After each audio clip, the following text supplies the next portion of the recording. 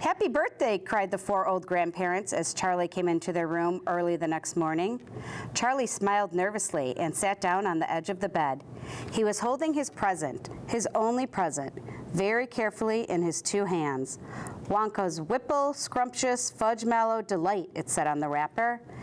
The four old people, two at either side of the bed, propped themselves up on their pillows and stared with anxious eyes at the candy bar in Charlie's hands.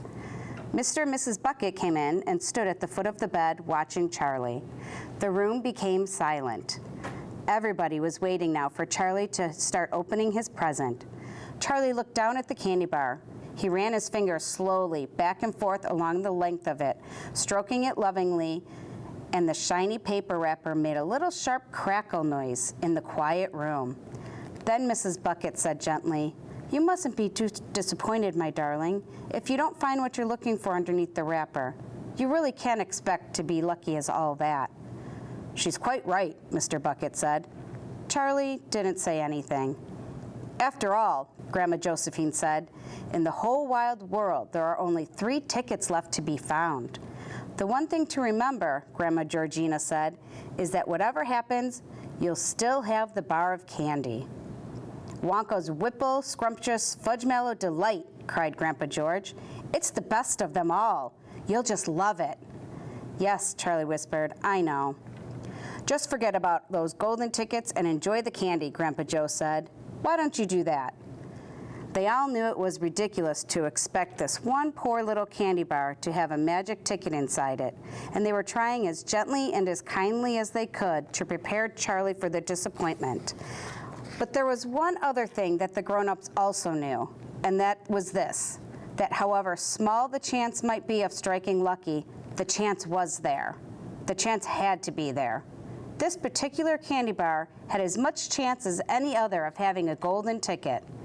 And that was why all the grandparents and parents in the room were actually just as tense and as excited as Charlie was, although they were pretending to be very calm. "You'd better go ahead and open it or you'll be late for school," Grandpa Joe said. "You might as well get it over with," Grandpa George said. "Open it, my dear," Grandma Georgina said. "Please open it. You're making me jumpy." Very slowly, Charlie's fingers began to tear open the small corner of the wrapper. The old people in the bed all leaned forward, craning their scraggy necks. Then suddenly, as though he couldn't bear the suspense any longer, Charlie tore the wrapper right down the middle, and onto his lap there fell a light brown, creamy-colored chocolate candy bar. There was no sign of a golden ticket anywhere. "Well, that's that," said Grandpa Joe brightly. "It's just what we expected." Charlie looked up. 4 kind old faces were watching him intently from the bed. He smiled at them, a small, sad smile, and then he shrugged his shoulders and picked up the candy bar and held it out to his mother and said, "Here, Mother, have a bit. We'll share it. I want everybody to taste it." "Certainly not," his mother said. And the others all cried, "Oh no, we wouldn't dream of it. It's all yours." "Please," begged Charlie, turning around and offering it to Grandpa Joe. But neither he nor anyone else would even take a tiny bite. "It's time to go to school, my darling," Mrs. Bucket said, putting an arm around Charlie's skinny shoulders. "Come on, or you'll be late."